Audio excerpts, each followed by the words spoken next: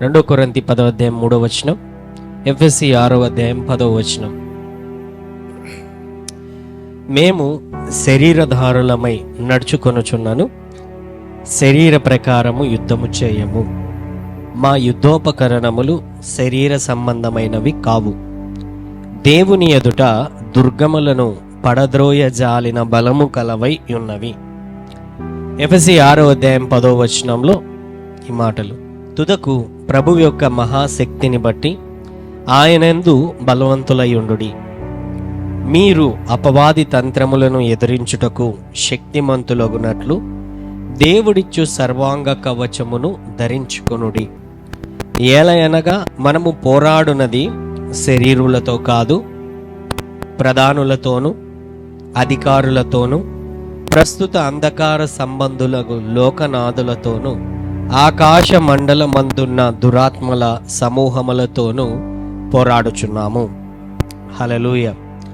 గత కొన్ని వారములుగా మన ధ్యానము ఆత్మ లోకములో జరుగుతున్నటువంటి ఆత్మీయ పరిస్థితులు, ఏంజల్స్, దూతలు, లేకపోతే పరలోకంలో ఉన్న దూతలు ఎవరు, అలాగే పడవేయబడిన దేవదూతలు ఎవరు, పడవేయబడిన తర్వాత వాళ్ళు ఏమి చేయుచూ వస్తున్నారు, వాళ్ళు ఏ ఏ పనులు చేయగలరు అనేటువంటి విషయాలన్నీ కూడా ఒక్కొక్కటిగా వివరించుకుంటూ వస్తున్నాను.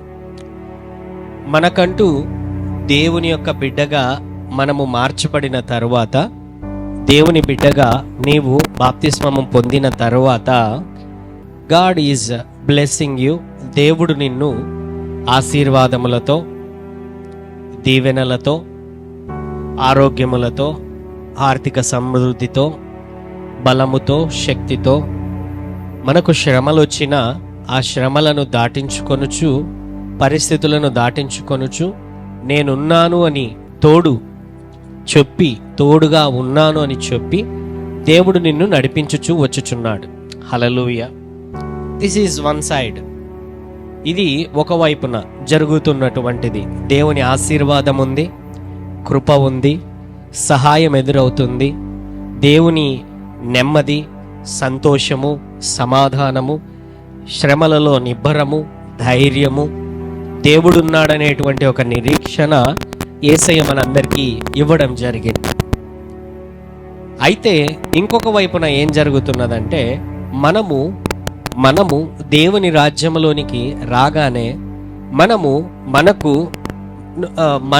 ఒక యుద్ధములోనికి అడుగుపెట్టాం. ఆమెన్. దేవుని రాజ్యంలోనికి అడుగుపెట్టడమే ఆశీర్వాదములలోనికి అడుగుపెట్టడం. అలాగే ఇంకొక అడుగు ఎలాగున్నది అని అంటే, ఒక అడుగు ఏమో ఆశీర్వాదాల వైపున వేసాం, ఇంకొక అడుగు ఎలాగ ఉంటున్నదంటే ఒక యుద్ధములో మనం అడుగు పెట్టాం. ఆమెన్. బాగా గుర్తుపెట్టుకోవాలి. ఒక యుద్ధం.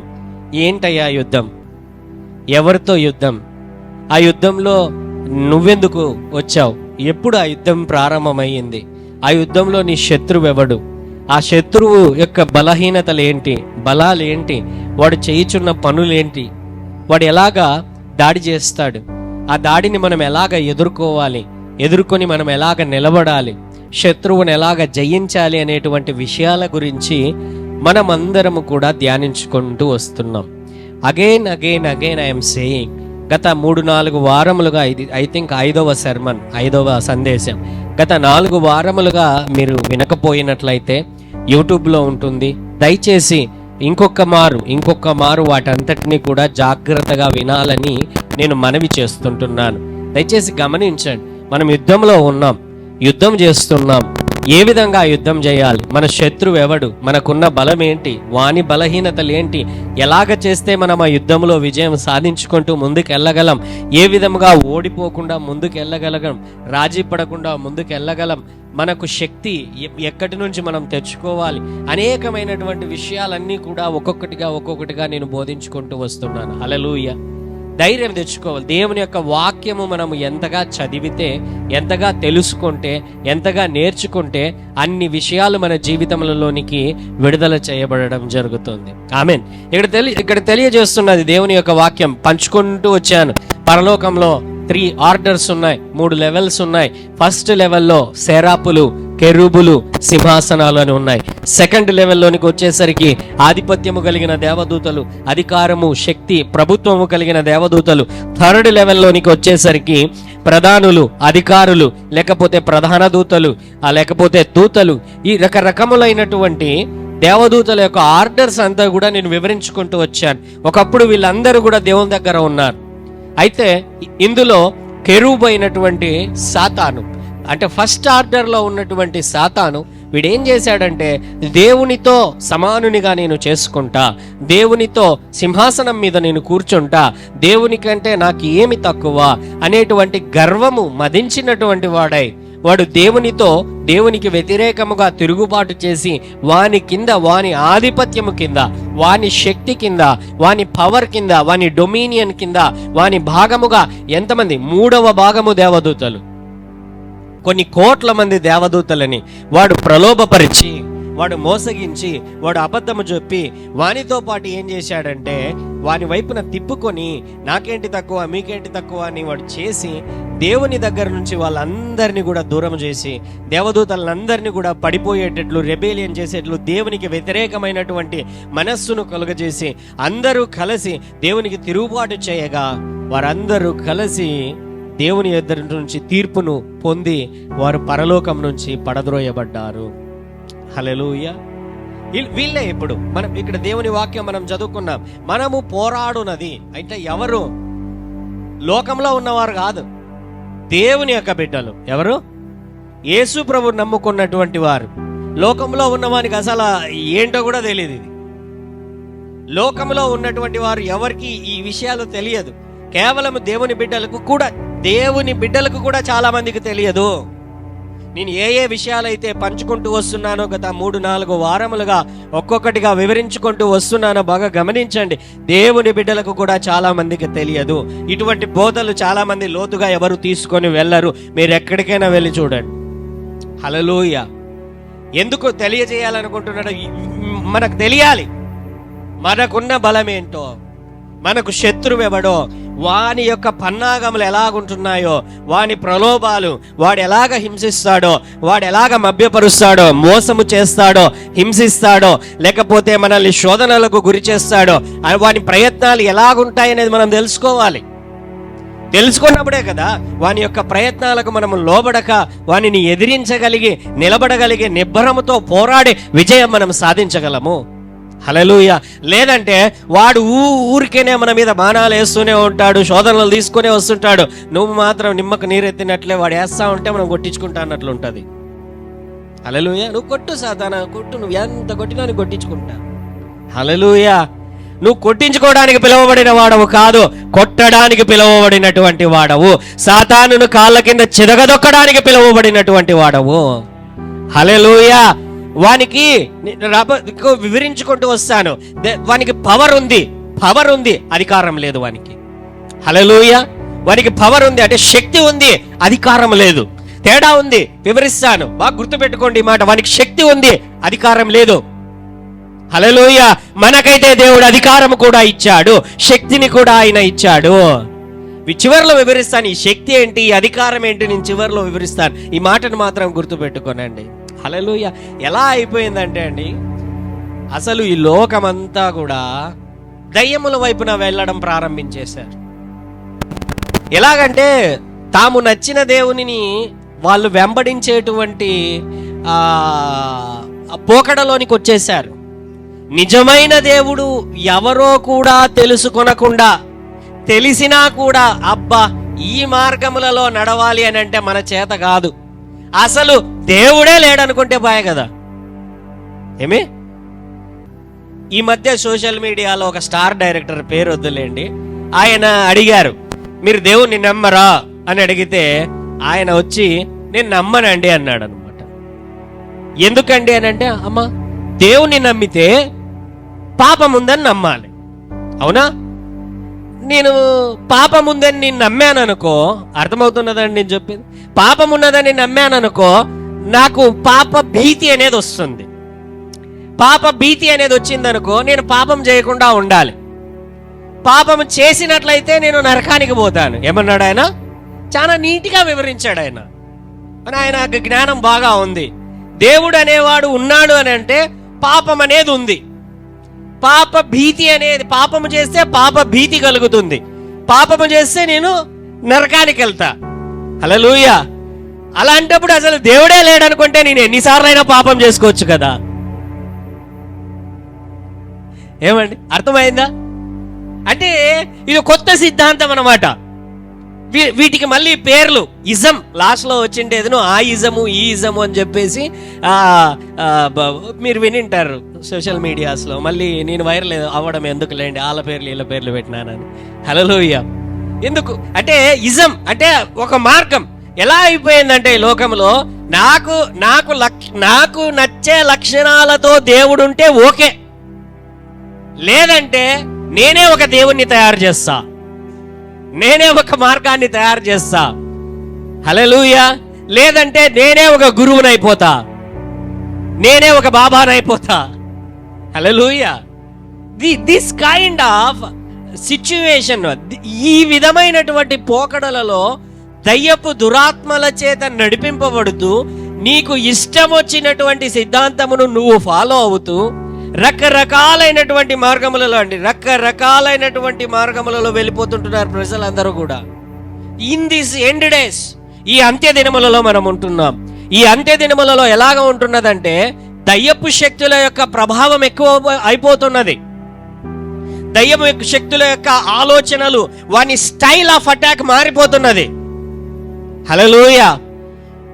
సెల్ ఫోన్ రాకముందు వాడు చాలా ఎక్కువ మందిని అటాక్ చేయాలంటే వానికి చాలా టైం పట్టేది. ఎందుకంటే సాతాను గాని వాని దూతలు గాని వాళ్ళు ఎక్కడైనా ఒక చోటనే ఉండగలరు, ఒక వ్యక్తిని మాత్రమే మభ్యపరచగలరు. హల్లెలూయా. కానీ ఈ మధ్య ఏమైపోయింది, టెక్నాలజీ పెరిగిపోయింది. సో నాకు అనిపించింది అనమాట ఒకసారి, ఇది ఎంతవరకు సత్యమో పరలోకానికి పోయిన తర్వాత కానీ ఇది తెలియదు. బహుశా 1 కోటి మంది దేవదూతలు ఉన్నారు, లేదా 10 కోట్ల మంది దేవదూతలు, లేదా 50 కోట్ల మంది దేవదూతలు ఉన్నారు అనుకుందాం. దానిలో 3వ భాగమే బయటకు వచ్చారు. ఎంతమంది? 3వ భాగం మాత్రం. ఎంతమంది బైబిల్లో లేదండి. జస్ట్ ఐఎమ్ ప్రాబబిలిటీ చెబుతున్నాను అంతవరకే. ఒక ఆలోచనతో చెబుతున్నా. ఏదో ఒక 10 కోట్ల మందో, 20 కోట్ల మందో, 30 కోట్ల మందో, 50 కోట్ల మందో వచ్చారు అనుకుందాం. హల్లెలూయా. ఇప్పుడు భూమి మీద జనాభా ఎంత ఉంది? భూమి మీద జనాభా ఏమండి? పోనీ ఇండియా జనాభా? హల్లెలూయా. భూమి మీద జనాభా దాదాపు 800 కోట్లను తాకుతాండి ఇప్పుడు. ఎన్ని కోట్లు? దాంట్లో 150 కోట్లు ఇండియాలో, 150 కోట్లు చైనాలో ఉన్నారు. హల్లెలూయా. 800 కోట్ల మంది. ఇప్పుడు దయ్యపు దూతలు ఒక 50 కోట్ల మంది ఉన్నారు అనుకుందాం. ఎంతమంది ఇప్పుడు 800 కోట్ల మంది ప్రజలు ఉన్నారా లేదా? ఇప్పుడు 50 కోట్ల మంది దగ్గరికి మాత్రమే ఈ దయ్యపు దూతలు పోగలవు, అవునా కాదా? దయ్యపు దూత ఒకటే, వాడు ప్రలోభ పెట్టడానికి ఒకడు వస్తాడు, అవునా? ఆలోచించండి. 50 కోట్ల మంది, వీళ్ళు ఎంతమంది ఉన్నారు? 800 కోట్ల మంది ఉన్నాం ప్రజల భూమి పైన అనుకుందాం. హల్లెలూయా. ఎంతమంది దయ్యపు దూతలు ఉన్నాయి? 50 కోట్ల మంది. ఒక్కొక్కరి దగ్గరికి పోయి వాడు శోధించడానికి సంవత్సరాలు పడుతుంది, అవునా కాదా? వాడు కూడా ఏం చేశాడంటే వాడు కూడా స్మార్ట్ అయిపోయాడు. ఏమైపోయాడు వాడు? స్మార్ట్ అయిపోయి చేతిలోకి స్మార్ట్ ఫోన్ పెట్టాడు. ఏం పెట్టాడు వాడు? Smart phone. యా టీ సెంటర్ల దగ్గర కూర్చున్నా కూడా చేతుల్లో యూత్ అందరూ అండి. మధ్యకాలంలో ఎక్కడైనా టీ తాగడానికి పోతే, ఎక్కడైనా ఇంతకుముందు కనీసం మాట్లాడుకునే వాళ్ళు ఫ్యామిలీ గురించి, ఫ్రెండ్స్ గురించి, హెల్త్ గురించి. ఈ మధ్య అదేం లేదు. పెట్టుకోరా పబ్జి గేమ్.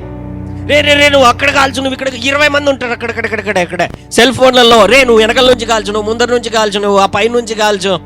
హల్లెలూయా. అర్థమవుతున్నదా?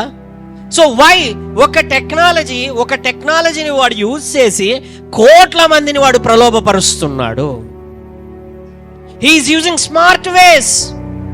రకరకాలైనటువంటి పద్ధతులను వాడు ఉపయోగించుకుంటున్నాడు. వాడు డెవలప్ అవుతున్నాడు. వాడు డెవలప్ అయ్యి బాగా టెక్నాలజీలో వాడు బాగా నేర్చుకొని వాడు ఏం చేస్తున్నాడంటే సాతాను కూడా రకరకాలైనటువంటి వాటిని, వెపన్స్ని, లేకపోతే వెజల్స్ని, లేకపోతే స్మార్ట్ థింగ్స్ని, టెక్నాలజీని యూజ్ చేసుకొని వాడు కూడా అప్డేట్ అయిపోతున్నాడు. అప్డేట్ అయ్యి ఎలాగ మనుషులని ప్రలోభ పెట్టాలా, నాశనం వైపున నడిపించాలా, లేకపోతే నష్టపరచాలా, రకరకాలైనటువంటి మార్గములలో వాడు నడిపించుకుంటూ పోతుంటున్నాడు. మనమేం చేస్తున్నాం?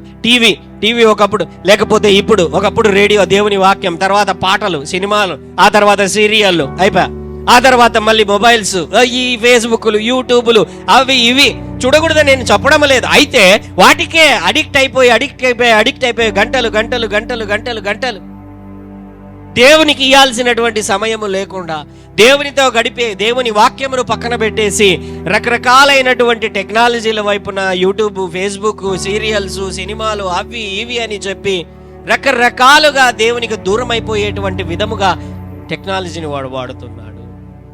హల్లెలూయా. Are you understanding how he is working? ఏ విధంగా వాడు పని చేస్తున్నాడో అన్ని నేను వివరిస్తానండి ఈరోజు. ఏ విధంగా వాడు అన్నింటినీ మన దగ్గరకు తీసుకొని వస్తున్నాడో, దేవుని యొక్క బిడ్డలుగా వీటిని మనము తెలుసుకున్నప్పుడు మన జీవితములలో మార్పు అనేది కలుగుతుంది. వాడి యొక్క ఆయుధాలు ఏంటో మనం తెలుసుకోగలిగితే ఆ ఆయుధాలను ఏ విధంగా ఎదుర్కొని జయించగలమో మనం నేర్చుకోగలము. హల్లెలూయా. రకరకాల యూత్ అందరూ ఈ మధ్య చూస్తున్నారండి, డ్రగ్స్తో, పోర్నోగ్రఫీతో, రకరకాలైనటువంటి వాటితో అడిక్షన్స్ అయిపోయి దురాత్మల చేత పీడింపబడుతూ ఈ మధ్య కాలంలో కొన్ని కంట్రీస్లో, ఇది ఇండియాలో కూడా, అమెరికాలో కొన్ని సంవత్సరాల పాటు పోరాడారు. ఏంటంటే సేమ్ సెక్స్ మ్యారేజ్ కొరకు. ఏంటంటే అబ్బాయి పెళ్లి చేసుకోవడానికి, అమ్మాయి పెళ్లి చేసుకోవడానికి కొన్ని సంవత్సరాలు పోరాడారు. ఇండియాలో ఏం పోరాడలా, ఇచ్చేశారు. డైరెక్ట్గా సుప్రీంకోర్టే ఆర్డర్ ఇచ్చేసింది, చేసేసుకోవచ్చు అని చెప్పి. ఎవరు అడ్డం కూడా చెప్పలేదు. కొంతకాలం జరిగింది, 1 సంవత్సరం 2 సంవత్సరాలు ఏదో ప్రొటెస్టేషన్ జరిగింది. ఆడ 20-30 సంవత్సరాలు జరిగింది ప్రొటెస్ట్. ఏంటంటే అది చెయ్యకూడదు, దేవుని వాక్యం అది విరుద్ధము. Hallelujah. When government allows the bill, ఎప్పుడైతే ఒక గవర్నమెంట్ ఒక బిల్లును, అది వాళ్ళ పరిస్థితులను బట్టి రిలీజ్ చేసి ఉండొచ్చు, మనం గవర్నమెంట్ని వ్యతిరేకించాల్సినటువంటి పని లేదు. అయితే ఎప్పుడైతే అటువంటి బిల్స్ రావడం వల్ల ఏమవుతుందంటే, బాగా గమనించండి. So in the spiritual realm, ఆత్మీయ లోకములో demons are taking the authority. దయ్యపు శక్తులు అధికారాన్ని పొందుకొని ముందుకు సాగిపోతుంటున్నాయి. Hallelujah. Hallelujah. We are not understanding. అసలు ఈ లోకం పక్కన ఏం జరుగుతుందో కూడా పట్టించుకునేంత పని లేదు. ఎందుకంటే అన్నింటికీ మన టైంలో సగభాగము బాబా ఒక సర్వే చెబుతున్నది ఏంటంటే, రోజుకి 24 గంటలు ఉంటే మనిషి 8 గంటలు, అంటే 3వ భాగము సెల్ ఫోన్లోనే ఉంటున్నాడంట. ఎంత భాగము? గట్టిగా చెప్పండి. హల్లెలూయా. 3వ భాగం అంటే 8 గంటల పాటు, ఉదయం లేచినప్పటి నుంచి రాత్రి పడుకునేంత వరకు 8 గంటల పాటు, అటు ఇటుగా 5 గంటల నుంచి 8 గంటల పాటు సెల్ ఫోన్లో, టీవీలో, లేకపోతే ఇవో టెక్నాలజీ, లేకపోతే సోషల్, ఈ విధంగానే ఉండిపోతుంటున్నాడు. Devil is eating your time. సాతాను నీ సమయాన్ని తినివేస్తున్నాడు. ప్రార్థన ఎంతసేపు చేసుకుంటున్నావురా అని అడిగితే, దేవుని బిడ్డల్ని అడిగితే అబ్బా అంటే 10 నిమిషాలు. ఆ 10 నిమిషాలు కూడా మళ్ళీ ప్రొద్దున్నే 2 నిమిషాలు క్యాలెండర్లో 1 నిమిషం వాక్యం చదవడము, పోయేటప్పుడు బయటకు 1 నిమిషం ప్రార్థన. హల్లెలూయా. లేకపోతే మధ్యాహ్నము భోజనం దగ్గర 1 నిమిషం ప్రార్థన, రాత్రికి పడుకునేటప్పుడు ఒక 2 నిమిషాలు ప్రార్థన, 10 నిమిషాలు హల్లెలూయా. అయిపోయింది ప్రార్థన, అయిపోయింది. ఇంకేమీ లేదు. ఆ ప్రార్థనలో కూడా ఏంటి? ఒకటే సోదే. ఏం సోదే? ప్రభు అది చెయ్యి, ఇది చెయ్యి, అది చెయ్యి, ఇది చెయ్యి, ఇది చెయ్యి, అది చెయ్యి, అది బాగా హల్లెలూయా.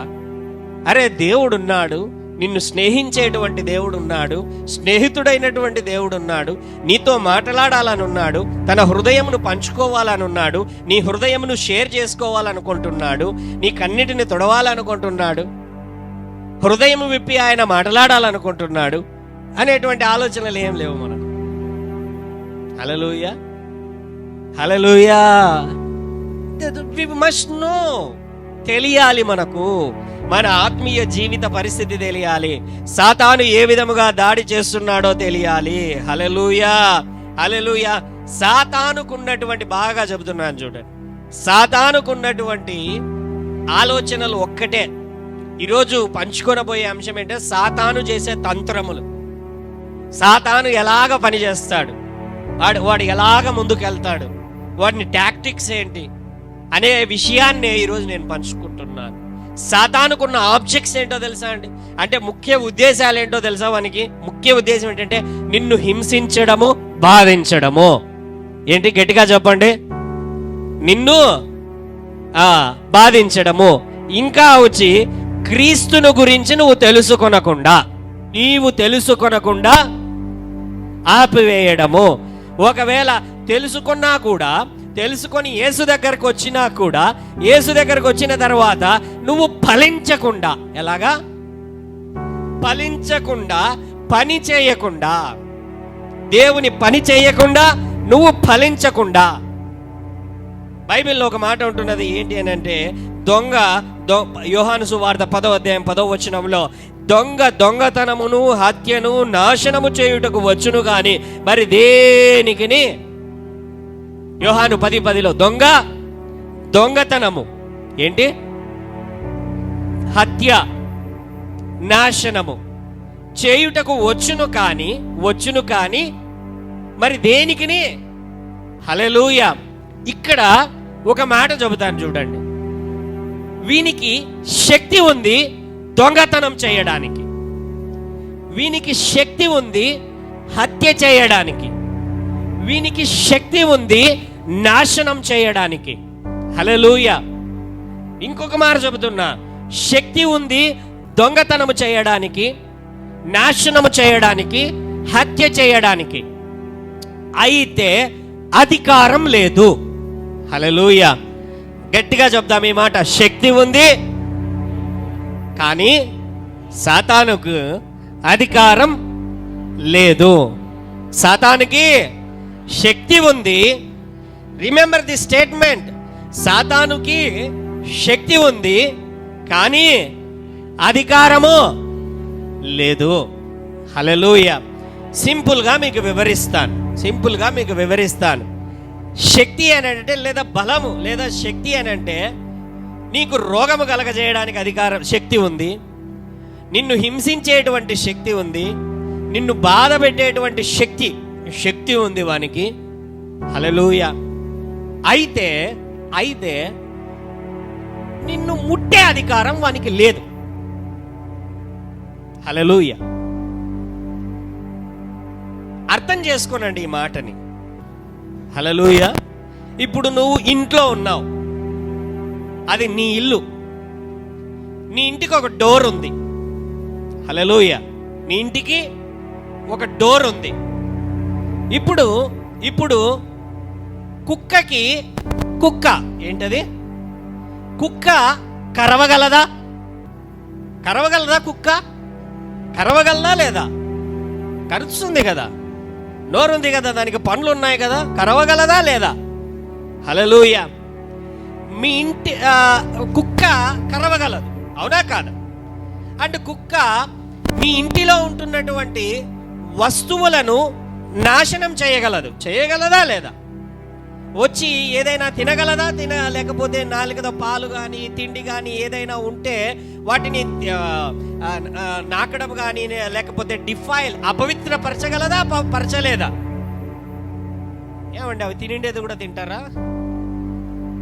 Just I'm asking. కొంతమంది ఉన్నారులేండి, మూతులు కుక్కలతో ముద్దులు పెట్టుకోవాల, నా చేత కొంతమంది పెట్టి నేనేమనడం లేదు, నేను చెప్తున్నాను.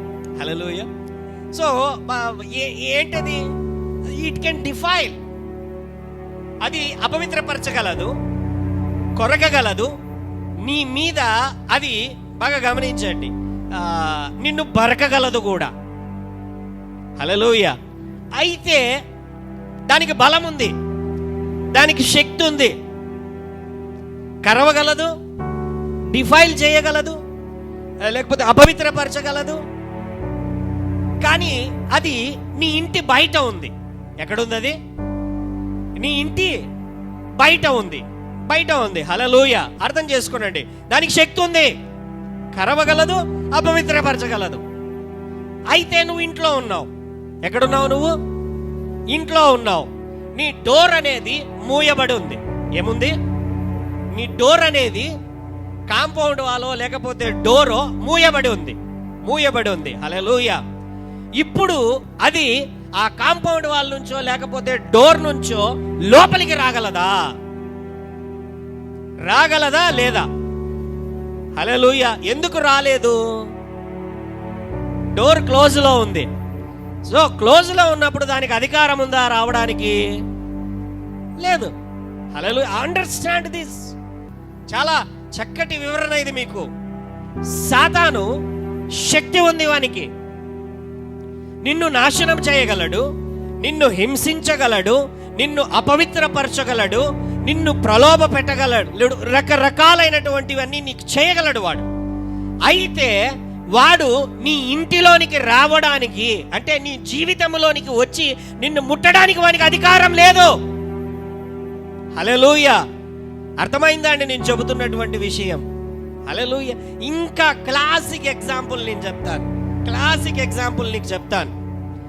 యోబు గ్రంథము మొదటి 2 అధ్యాయాలలో మనకు బాగా తెలిసినటువంటి వివరణ. సాతాను దేవుని దగ్గరికి వెళ్ళాడు, దేవుని యొక్క సభలోనికి వెళ్ళాడు.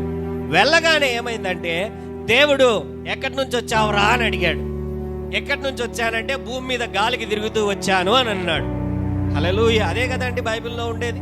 గాలికి తిరుగుతూ వచ్చాను అన్నాడు. వాడు గాలి. హల్లెలూయా. గాలికి తిరుగుతూ వచ్చినటువంటి వాడిని మరి నా యోబును చూసావా? యథార్థవంతుడైనటువంటి యోబును చూసావా? అతని యొక్క మార్గములలో, అతని మాటలలో, అతని క్రియలలో అతడు ఎంత యథార్థంగా ఉన్నాడో చూసావా? చూశాను. హల్లెలూయా. మళ్ళీ ఏమంటున్నాడు దేవుని దగ్గర?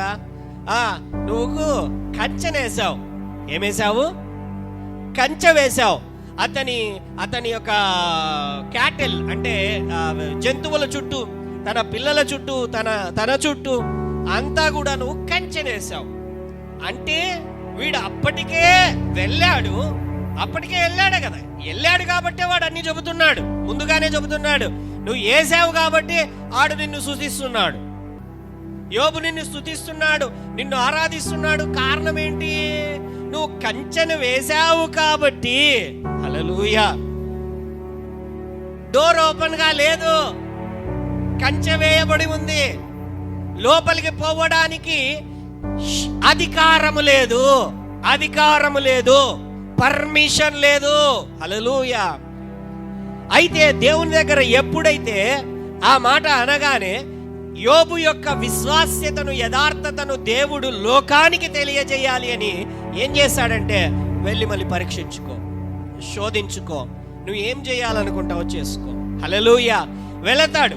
వెళ్ళినటువంటి తర్వాత తన యొక్క క్యాటిల్ అంతా కూడా, తన జంతువులంతటినీ కూడా, గొర్రెలను, మేకలను, ఒంటెలను, తనకు కలిగినదంతా కూడా శత్రువులు తీసుకొని నాశనము చేసేటట్లు వానికున్న శక్తి, దేవుడిచ్చినటువంటి పర్మిషన్, దేవుడిచ్చినటువంటి అధికారం, ఈ రెండు కలిసినప్పుడే వాడు నిన్ను కానీ యోబును కానీ ఏమైనా చెయ్యగలడు.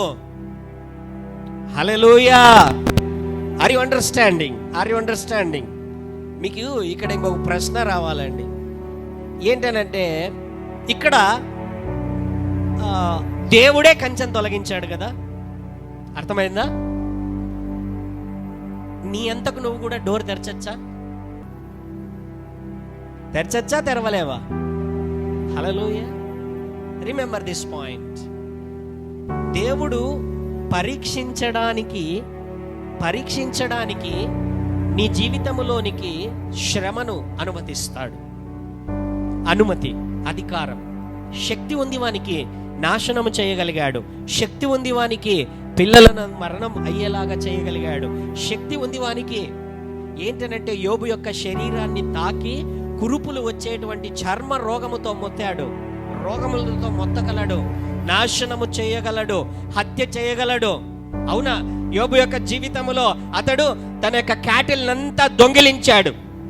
తన యొక్క పిల్లలను హత్య చేశాడు, తన యొక్క శరీరాన్ని నాశనము చేశాడు. దొంగతనము, హత్య, నాశనము యోబు యొక్క జీవితంలో వాడు చెయ్యగలిగాడు. వానికి ఉంది, శక్తి ఉంది, అధికారము లేదు. వానికి డైరెక్ట్ గా ముట్టడానికి అధికారం లేదు. హల్లెలూయా. అయితే నీ అంతకు నువ్వు డోర్ తెరిచావా? గమనించండి, చాలా కొన్నిసార్లు మాత్రమే దేవుడు అనుమతిస్తాడు. బాగా గమనించండి. అబ్రహామును దేవుడు ఒకసారి మాత్రమే పరీక్షించాడు. తన కుమారుణ్ణి నువ్వు తీసుకొని వెళ్ళి నువ్వు బలిగా అర్పించినప్పుడు దేవుడు పరీక్షించాడు తన్ని. సాతానుకు సంబంధం లేదు. ఉందా సాతానుకు సంబంధము? హల్లెలూయా. యోబు యొక్క విషయంలో అయితే దేవుడు పరీక్షించాడు, సాతానుకు అనుమతి దొరికింది. Hallelujah. Understand this again, please listen this sermon. అయితే బాగా గమనించండి. నీ అంతకు నువ్వు డోర్ తెరిచావా? నీ అంతకు నువ్వు దేవుడు తెరవలేదు. నీ అంతకు నువ్వు తెరిచావా? నువ్వు తెరిచే మార్గాలే నీ నాశనానికి తీసుకొని వెళ్తాయి. హల్లెలూయా.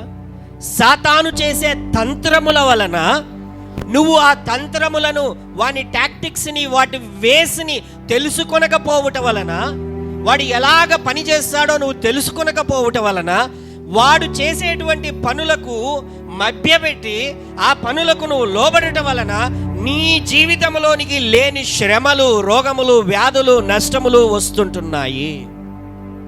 హల్లెలూయా. అర్థమైందా అండి? కుక్క డైరెక్ట్ గా లోపలికి రాలేదు. కుక్క మొరగగలదు. కుక్కకు శక్తి ఉంది. కుక్క అపవిత్రపరచగలదు. కుక్క నీ ఇంటిలో ఉంటున్నటువంటి వాటిని దోచుకొని వెళ్ళగలదు, బయటికి తీసుకొని వెళ్ళిపోగలదు, నష్టపరచగలదు. అయితే నీ డోరు తెరిచి ఉంటేనే అది జరుగుతుంది. నీ డోరు తెరవనంత వరకు అది బయట నిలబడి బౌ అని మొరగాల్సిండేదే తప్ప, గర్జించు సింహము వలె వాడు నక్క కాదు, వాడు వేస్ట్. హల్లెలూయా.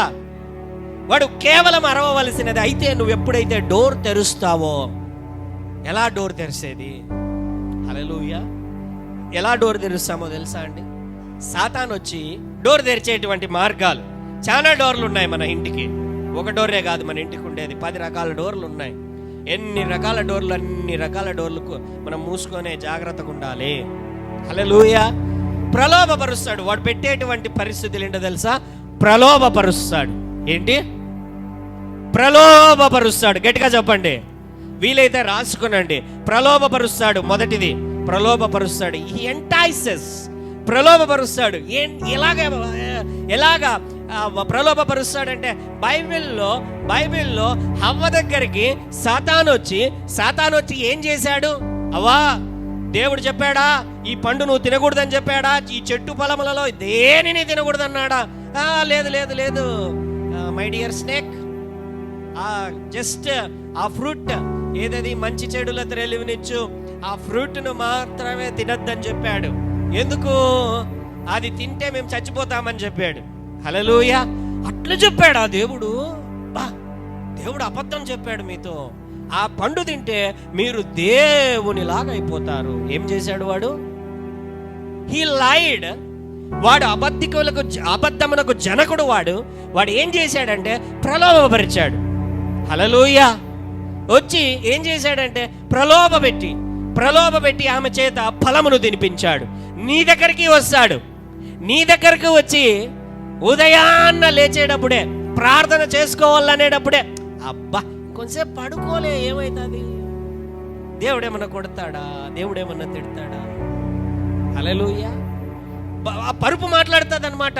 కొంచెంసేపు పడుకో. ఏంటది? పరుపే మాట్లాడుతుంది. నువ్వు లేచేటప్పుడు పరుపుతో మాట్లాడిస్తాడు వాడు. ఆడ పాము వచ్చి మాట్లాడింది, ఈడ పరుపు రక్కే మాట్లాడుతుంది. ఇంకొంచెం సేపు కప్పుకొని పడుకో. ఏం ప్రార్థన చేసుకోవాలా? బైబిల్ చదవాలా? ఆదివారం అయితేనా? ఇంకా సోమవారం నుంచి శనివారం వరకు ఆఫీసుకు పోవాలని ఉదయం 5 గంటలకు, 6 గంటలకు, 7 గంటలకు లేచేవాళ్ళు ఆదివారం రాగానే అబ్బా హల్లెలూయా హాలిడే, ఈరోజు 9 గంటలకు లేచి 11 గంటలకు పోదాం. ఎన్ని గంటలకి? ఇంకా పాస్టర్ గారు పొరపాటున 12 దాటిందా ఇంటికి పోయి వంట చేసుకోవాలి. హల్లెలూయా. ప్రలోభపరచడము. Even he came to Jesus. సాతాను యేసు దగ్గరికి కూడా వచ్చాడు. ఆయనకు ఆకలి అవుతా ఉంది. ఆకలి అవుతా ఉంటే ఆ రాయిని రొట్టిగా మార్చమని చెప్పు, నువ్వు దేవుని కుమారుడివి కదా, ఆ పైనుంచి దుంకు, దేవదూతలు వచ్చి నిన్ను పట్టుకుంటారు. హల్లెలూయా. రకరకాలండి, రకరకాలు మనకు తెలిసిపోతుంది, మనకు అర్థమవుతా ఉంటుంది. వాడు మనము ప్రలోభపరిచి ఏదో లేనిది నీకు దక్కుతుందని చెప్పి. ఏమి తక్కువైందండి ఆదాము అవ్వకి? తినడానికి తిండి ఉంది, ఉండడానికి ఏదైనా వనం ఇచ్చాడు, పెద్ద తోటనే ఇచ్చేశాడు దేవుడు. వాళ్ళకు మరణం అనేటువంటిదే లేదు. జీవము కలిగినంత కాలము వారు ఇమ్మోర్టల్ నాట్ మోర్టల్. వాళ్ళు ఏంటి అంటే వాళ్ళు లైఫ్ లాంగ్ వాళ్ళకి ఏ విధమైన రోగము, వ్యాధి, కన్నీళ్లు, బాధలు, కష్టాలు లేకోకుండా బ్రతకగలిగినటువంటి నిత్య జీవమును వారి యొక్క నాసికారంధ్రములలోనికి దేవుడు ఊదాడు. తినడానికి తిండి, తాగడానికి నీరు, రకరకాలైనటువంటి ఫెసిలిటీస్ అన్ని ఇచ్చేశాడు.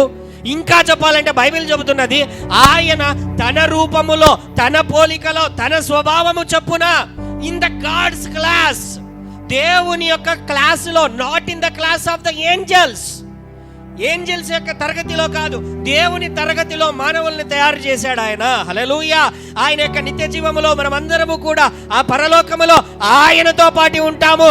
ఆ లోకమును, కొత్త లోకమును, కొత్త ఆకాశమును, కొత్త భూమిని ఆయన దేవదూతలకు ఆయన లోబర్చలేదు, కానీ మన కొరకు ఆయన తయారు చేసి మనతో పాటు ఆయన ఉండబోతున్నాడు. With the people, with the mankind. Hallelujah. లేని దానిని ఉన్నట్లు ప్రలోభపరచి. హల్లెలూయా. రెండోదిగా ఏంటంటే వేధించడం. ఏంటి? వేధించడం. ఎప్పుడైతే ప్రలోభపడతామో లేకపోతే వేధిస్తూ ఉంటారు, ఎట్లానంటే బాగా గమనించండి. సౌలు ఇగోతో, ఎలాగా? ఇగోతో, గర్వముతో దావీదు మీద దాడి చేయడానికి వెళ్తున్నాడు. దేవునికి వ్యతిరేకంగా బ్రతకడం ఆరంభించాడు. మనుషుల కోసము బ్రతకడం ఆరంభించాడు. ఎప్పుడైతే అతడు డోర్ తెరిచాడో, ఎవరు? దేవుడు అనుమతించలేదు అతనికి పరీక్షలు. అతడే పాపము చేత డోర్ తెరిచాడో. డోర్ ఎప్పుడైతే తెరవగానే దురాత్మ వచ్చి అతనిని వెరిపించడం, హింసించడం, బాధించడం ప్రారంభించింది. యేసయ్య సమయంలో కూడా శిష్యుల యొద్దకు ఒక తండ్రి తన కుమారుని తీసుకొని వస్తే, ఆ శిష్యుల దగ్గరకు వస్తే వాడు అగ్నిలోను నీళ్లలోను పడుతూ వాడు గాయపరుచుకొనుచు వాడు ఎప్పుడు చచ్చిపోదామా అన్నట్లు వానికి దయ్యము బట్టి హింసించడం, బాధించడం, వేధించడం అనేటువంటిది చూస్తాం. యేసయ్య దగ్గరకు తీసుకొని రాగా శిష్యులు దానిని విడిపించలేకపోయేసరికి యేసయ్య దగ్గరకు తీసుకొని రాగా హల్లెలూయా ఆయన దానికి విడుదల కలగజేశాడు. వేధించడం వారి యొక్క ప్రయత్నాలు అనమాట. అంటే ఒక్కసారి డోరు తెరిచినటువంటి తరువాత ఎప్పుడెప్పుడా మన జీవితంలోనికి రావాలి అని, మన బాడీస్ని ఆక్యుపై చేసుకోవాలి అని చెప్పి వాడు ప్రయత్నాలు చేస్తూనే ఉంటాడు. హింసిస్తాడు. ఎలా అంటే మానసిక హింస. నీ మనస్సులో రకరకాలైనటువంటి లేని ఆలోచనలు, భవిష్యత్తును గురించిన ఆలోచనలు, ప్రస్తుతానికి సంబంధించిన ఆలోచనలు, అది జరగదు, అది దొరకదు, అది అవ్వదు, ఇది నువ్వు చెయ్యలేవు, ఇది నీ చేత కాదు, నీ వల్ల కాదు, నీ జీవితంలో ఇది జరగదు అనేటువంటి ఆలోచనలతో ఈ టార్మెంట్స్, నీ యొక్క మానసిక వేదన. చాలా మంది డాక్టర్ల దగ్గరికి వెళ్తున్నారు. ఏంటి అంటే మెంటల్ డాక్టర్ల దగ్గరికి వెళ్తుంటున్నారు అనమాట. ఈ మధ్య కాలంలో చూసా కొంతమంది పాస్టర్లు కూడా పోతున్నారు. హల్లెలూయా. ఎంత దౌర్భాగ్యకరమైనటువంటి పరిస్థితి అంటే అంత దౌర్భాగ్యకరమైన పరిస్థితి. Even it is not good. Hallelujah. So ఏంటి అంటే వెళ్ళినప్పుడు ఆ పరిస్థితుల గుండా వెళ్ళాల్సిన పని లేదు. దేవుని వాక్యంను నువ్వు ఎంతగా లోతుకు నువ్వు నాటుకుంటావో, దేవుని శక్తి నీలోనికి వచ్చినప్పుడు ప్రతి మానసిక వేదనను కూడా నువ్వు జయించగలవు. హల్లెలూయా. చిన్న పిల్లలు వాడు పెట్టేటువంటి ప్రలోభాలకి, వాని యొక్క హింసకు తట్టుకోలేక రకరకాలైనటువంటి చెడు అలవాట్లకి ఏంటి అంటే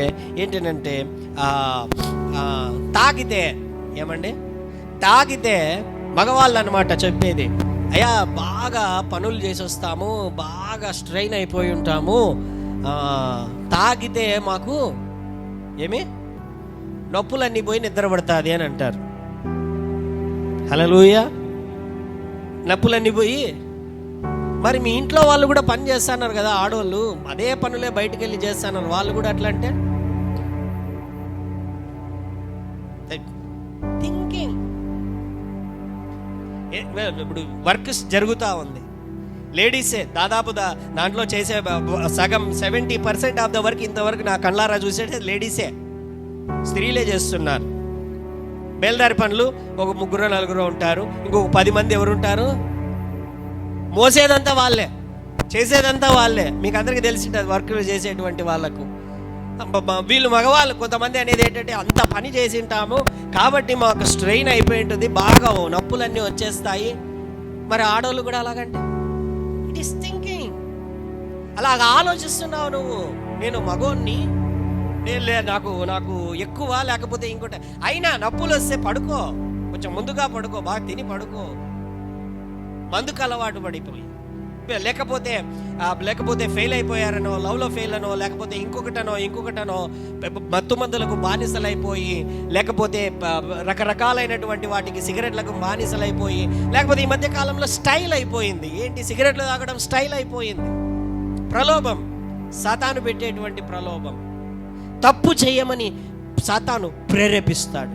మొదటిగా వాడు ప్రలోభ పెడతాడు, హింసిస్తాడు, వేధిస్తాడు.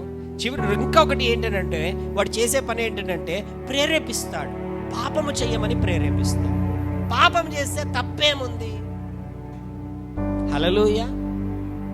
వాడు చెయ్యట్లేదా, వీడు చెయ్యట్లేదా అని చెప్పి మరీ ఏం చేస్తున్నారంటే దానికి పాపము చేసే వాళ్ళ గుంపుతో నిలబడి వాళ్ళ సపోర్ట్ తీసుకుంటున్నారు. హల్లెలూయా. ఇంకా కొంతమంది పాస్టర్లను చూశాను, ఏమండి దావీదే పాపం చేయలేదా? మేము ఎంతమంది ఏంటి దావీదే? అరే బుద్ధి లేని వెధవా, దావీదు పాపం చేశాడు కాబట్టే అది బైబిల్లో ఉంచబడింది. అలాగ చెయ్యకూడదని దృష్టాంతములుగా మన కొరకు, ఒక ఎగ్జాంపుల్గా మన కొరకు రాయబడి ఉంది. ఆ విధంగా చేసే శిక్ష వస్తుంది. దావీదు మీదకి శిక్ష వచ్చి 4 పిల్లలు పోయారు. ఎంతమంది? హల్లెలూయా. అర్థమవుతున్నదా నేను చెబుతుండేటువంటి? ప్రేరేపించడం అన్నమాట. లేని రకరకాల ఏదో ఒకటి తప్పు వైపున, కీడు వైపున, దోషము వైపున, అపవిత్రత వైపున, కాముకత్వము వైపున, వ్యభిచారము వైపున, ఆరాధన అన్య ఆచారముల వైపున. అది చెయ్యకపోతే ఏమైపోతుందో, ఇది చేయకపోతే యాడో పనికి మాలోడు, వానికే సగం తెలిసిండదు, వాడొచ్చి ఇది ఈ పక్కనే పెట్టాలి, ఇంట్లో ఈ పక్కనే ఇలాగ చెయ్యాలి. హల్లెలూయా. వానికి తెలియదు, వానికి తెలిసింది సగమే, ఆ సగంలో ఇంకొకరికి సగము, ఆ సగంలో ఇంకొక సగం. ఏమీ తెలియదు. హల్లెలూయా. బానిసలుగా చేయడము. అడిక్షన్స్. లేడీస్ కి కొన్ని అడిక్షన్స్, జెంట్స్ కు కొన్ని అడిక్షన్స్, యూత్ కు కొన్ని అడిక్షన్ నడిపిస్తున్నాడు. సెల్ ఫోన్ అడిక్షన్ చేతిలోనే ఉంటుంది మనకు. ప్రతి ఒక్కరికి 150 మంది పైన ఇప్పుడు చేతులలో సెల్ ఫోన్స్ ఉన్నాయి. చాలా అందరికి ప్రతి ఒక్కరు స్మార్ట్ ఫోన్స్. ఇంతకు ముందే పంచుకున్నట్లు సినిమాలు, యూట్యూబ్లు, ఓటీటీలు, సోషల్ మీడియాస్, రీల్స్, లేకపోతే వీడియోలు, న్యూస్ ఛానల్స్, రకరకాలైనటువంటి మనిషి యొక్క మెంటాలిటీ ఎప్పుడు కూడా ఎంటర్టైన్మెంట్ వైపున వెళ్ళిపోతున్నది, టైం పాసింగ్ వైపున వెళ్ళిపోతుంటున్నది, టైం కన్స్యూమింగ్ వైపున వెళ్ళిపోతుంటున్నది. ఖాళీ సమయం దొరికిందా, ఓపెన్ చేయి, మొబైల్ ఓపెన్ చేయి. ఆ మొబైల్ ఓపెన్ చేసిన తర్వాత ఏంటి, ఏదో ఒకటి అపవిత్రమైనటువంటి చిత్రం దాంట్లో కనపడుతుంది. ఆ చిత్రం లింక్ ఓపెన్ అనుకోకుండా ఓపెన్ అవుతుంది. ఓపెన్ అయిన తర్వాత దాన్ని డిలీట్ చేసావా? లేదు. అబ్బా ఎంత బాగుందో అని చెప్పి మళ్ళీ దాన్ని ఓపెన్ చేయడం. ఓపెన్ చేసిన తర్వాత అవర్స్ అపవిత్రత దానిని చూచుకొనుచు, వ్యభిచారములు చేసుకొనుచు, రకరకములైనటువంటి అపవిత్రమైనటువంటి కార్యములు డిఫైలింగ్ ద బాడీ, శరీరమును అపవిత్రత పరుచుకొనుచు. హల్లెలూయా. దిస్ ఈస్ సాతాను పెట్టేటువంటి చేస్తున్నటువంటి పనులండి, సాతాను నడిపిస్తున్నటువంటి మార్గములు. మన కన్నుల దగ్గర ముందట జరుగుతున్నా కూడా take it easy, take it for granted తీసేసుకో. పర్వాలేదులే ఏమైతుంది ఆఖరికి సమస్యలు వచ్చినప్పుడు, రోగాలు వచ్చినప్పుడు, వ్యాధులు వచ్చినప్పుడు, కన్నీళ్ళు వచ్చినప్పుడు, ఎందుకు దేవుడు నా జీవితంలోనికి ఈ శ్రమలను అనుమతించాడు? అయ్యా, దేవుడు కాదు, నువ్వు పెద్ద డోర్లు నీ ఇంటికి తెరిచిపెట్టుకున్నావు. హల్లెలూయా. రకరకాలైన జంక్ ఫుడ్లన్నీ తినేసి, రకరకాలైనటువంటి వేస్ట్ ఆయిల్స్తో చేసిండేటివన్నీ తినేసి, కడుపులో అరగక రోగాలు తెచ్చుకొని, వ్యాధులు తెచ్చుకొని. హల్లెలూయా. బాగా గుర్తనమాట. ఒక తల్లింటి దగ్గరికి పోయినా, ఎందుకు నా భర్తను దేవుడు తీసుకొని వెళ్ళిపోయినాడు? ఎందుకు పోయినాడు? ఆయనకు అప్పటికే 3-4 సార్లు హార్ట్ అటాక్ వచ్చి లివర్ చెడిపోయి హాస్పిటల్లో చేరితే దేవుడు బాగు చేశాడు. ఎందుకయ్యా హార్ట్ పాడైపోయి లివర్ చెడిపోయిందంటే heavy drinker, heavy smoker. Hallelujah. ఎందుకు తీసుకొని పోయాడు మా ఆయనను అంటే, ఏం చేస్తాడు దేవుడు? ఏం చేయాలా దేవుడు? హల్లెలూయా. Are you understanding? ఎన్నోసార్లు దేవుడు కనికరం చూపాడు, అవకాశం ఇచ్చాడు. హల్లెలూయా. అప్పటికి ఇంకా నీ మారు మనసు పొందక రకరకములైనటువంటి మార్గములలో వెళుతూ నష్టపరుచుకొని అజాగ్రత్తతో, చాలా బాగా గుర్తుపెట్టుకోండి ఈ మాట. చాలాసార్లు మనకొచ్చే రోగాలు సాతాను నుంచి రావడం లేదు.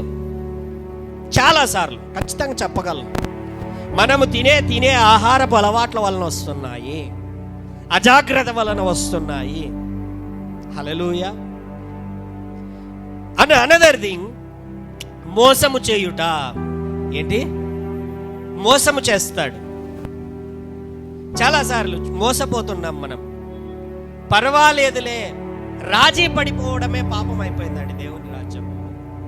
పర్వాలేదులే, ఇంకొంచెం సమయం, పర్వాలేదులే, ఇంకొన్ని సార్లు, పర్వాలేదులే, నేను ఒక్కనేనా, పర్వాలేదులే, ఎంతమంది చేయడం లేదు, పర్వాలేదులే, ఈ ఒక్కసారి తాగితే ఏమవుతుంది, పర్వాలేదులే, ఈ ఒక్కసారి వ్యభిచారం చేస్తే ఏమవుతుంది, పర్వాలేదులే, ఈ ఒక్కసారి ఈ పూజల్లోకి వెళ్ళిపోతే ఏమైపోతుంది.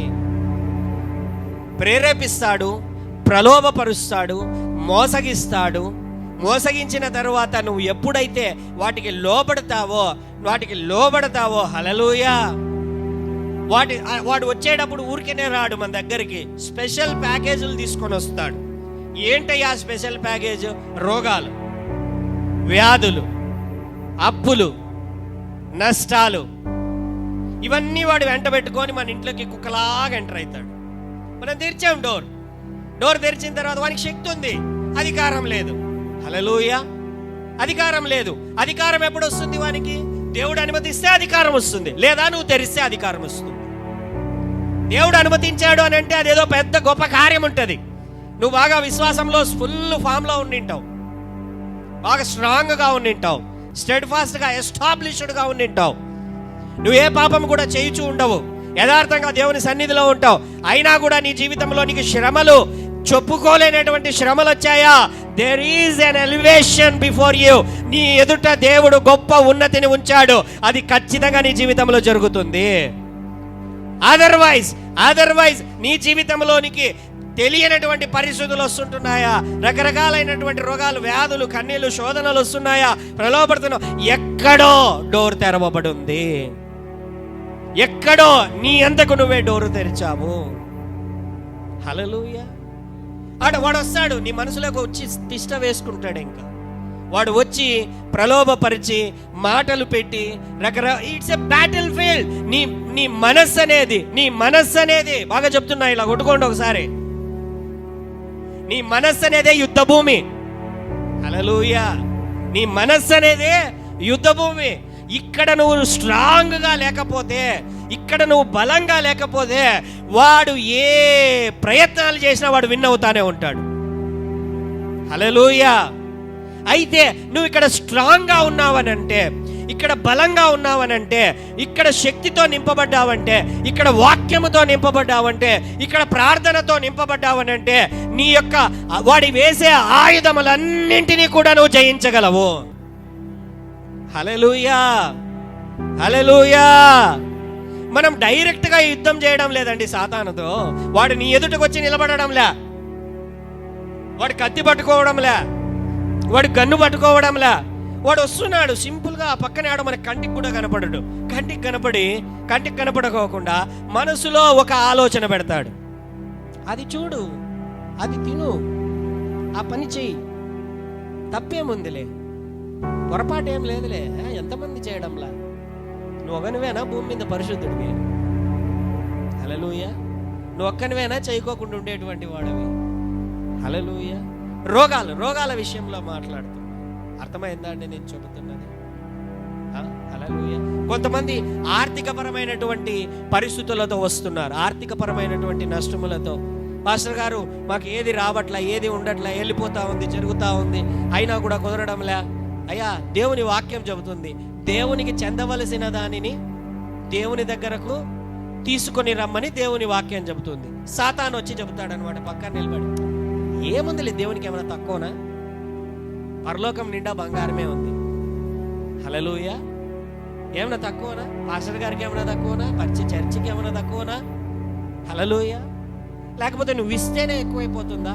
ఇది దేనికో ఒకదానికి వాడుకోవచ్చు కదా, దేనికో ఒకదానికి ఉపయోగపడుతుంది కదా. వెన్ యు ఆర్ హోల్డింగ్, ఎప్పుడైతే నువ్వు వెనుకకు తీస్తున్నావో, this is how devil operates. సాతాను ఈ విధంగా నీ మనసులో ప్రలోభ పెడతాడు. ఎప్పుడైతే నువ్వు డోర్ తెరుస్తావో, నువ్వు ఎప్పుడైతే దేవునికి చెందవలసిన దానిని నువ్వు బిగబట్టుకుంటావో, డోర్ ఓపెన్ అవుతుంది. ఏ దానికి డోర్ ఓపెన్ అవుతుంది?